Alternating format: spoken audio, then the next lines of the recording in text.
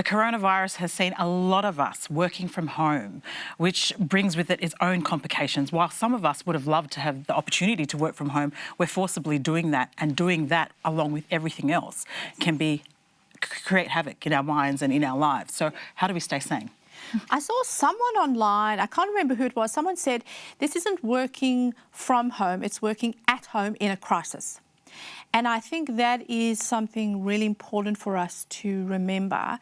This looks different. If you were a person who chose to work from home, you could pop out when you would want to. You could meet someone in the city for a coffee, for a meeting. This looks very different. So it's important to recognize that in our heads, and with everything else that we're juggling, it doesn't look the same. We don't have children at school or childcare while we're working at home.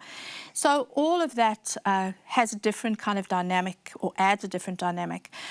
I think I always say go back to the foundations, but for me the foundations are routine. You're going to hear me say routine and schedule a whole lot in this episode, because we know that when we have a routine or we have a schedule, it's actually very good for our minds. It organizes our minds, it organizes our brains, which then organizes our behavior.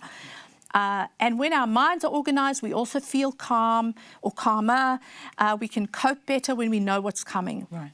So have a kind of routine, a rough routine set in a diary or a schedule or a calendar, something that you can look at to follow, knowing that some days it's going to go pear-shaped, and that is also okay. But I think some of the main things are sticking to work, kind of a work schedule or work routine that you may have followed if you were going to work. Now, that means getting up at the same time every day, trying to go to bed at the same time every day.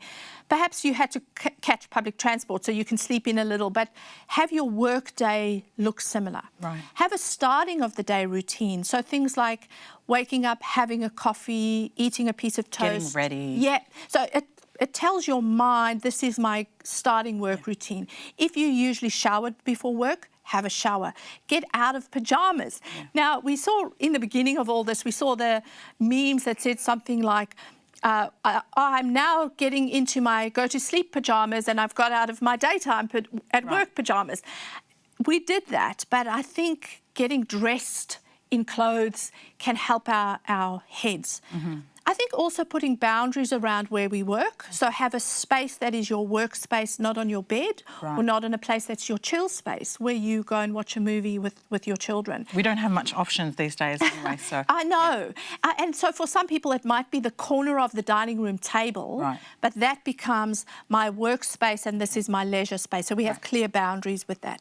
Even boundaries with your employers, not answering emails at 10 at night. Being kind as well. If you're looking after children in the day, your work schedule might start at 4 o'clock.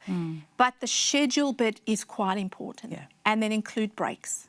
Make sure you're having downtime. It's not all about work. Yeah, very important. Thank you so much, Collett, for those tips. I hope that's helped you. I know it will help you. Just keep those schedules, keep those routines. It will help you get through this challenging time. Keep it locked right here at Mums at the Table.